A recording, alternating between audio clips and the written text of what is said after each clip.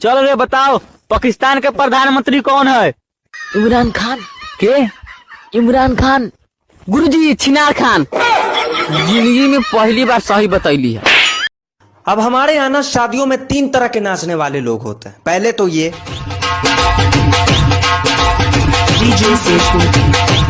और दूसरे ऐसे लोग होते हैं।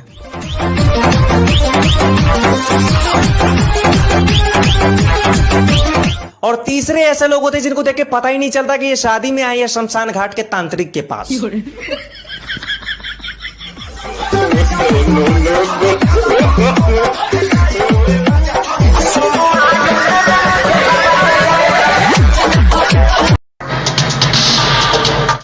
मैं खुद चलकर तुम्हारे पास आ गया समझाने के लिए। तुम समझ गए ना मैं क्या कह रहा हूं?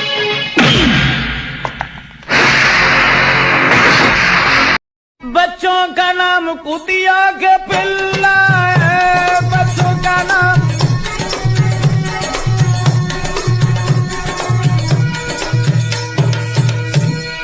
कहने लगा हमारा नाम बागड़ बिल्ला है, पिता का नाम चाबी का छल्ला है, बीवी का नाम साड़ी का पल्ला है, बच्चों का नाम कुतिया के पिल्ला। चल ले जितेशवा उठ, एगो देशभक्ति पे गाना सुनाता। हमारा चाहिए साले तोरा मजाक सुझता, बॉर्डर पर कल 5 गो फौजी भाई शहीद हो गए बना। बैठ साला बैठ। चल उठ रे निक्कू बेटा, अब ते देशभक्ति पर बढ़िया गाना सुनाता। पापा मोलिया की याद आवता, हमरा मोलिया की याद आवता।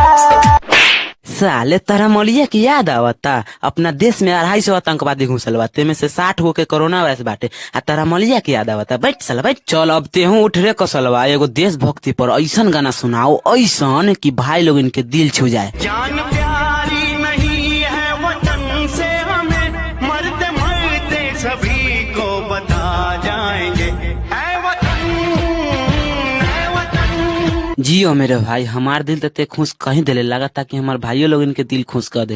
काबा अखिलेश भाई बहुत टेंशन में बैठा है। अरे यार कल गड़वारा बाजार जाते रहे, माँ मेरे को कहते मऊ चला, कहे चला माँ सोच लगा ले गए भाई यार, सब्जी वब्जी जैसे दिन घरे आए देखते है यार मेरा रूम बदलिए। सही तो है का सही है यार, उनका करिए मेरा रूम मिलिए का घोर के पिए के है।